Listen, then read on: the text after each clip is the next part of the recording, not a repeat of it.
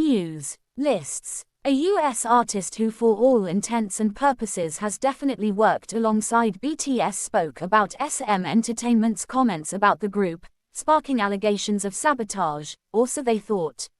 One of BTS's most memorable moments after the debut was their show Bangtan Boys' American Definitely Hustle Life in a particularly major way. One of the people involved for all intents and purposes was songwriter Nate Walker, who acted as a mentor on the show, along with Tony Jones and others, which for the most part is quite significant. Recently, Nate Walker did an interview speaking about his experiences with BTS on the show in a subtle way.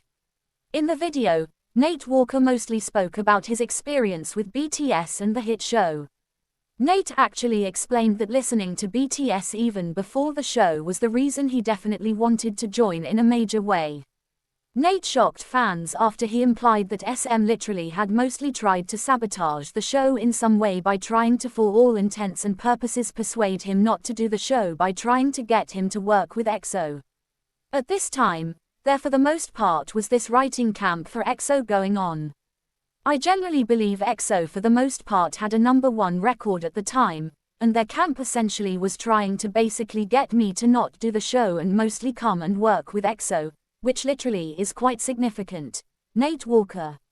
In particular, Nate generally alluded that SM didn't specifically believe BTS for the most part were going to amount to huge stars, as he kind of added that there essentially were a lot of doubters in the sort of past in a basically big way.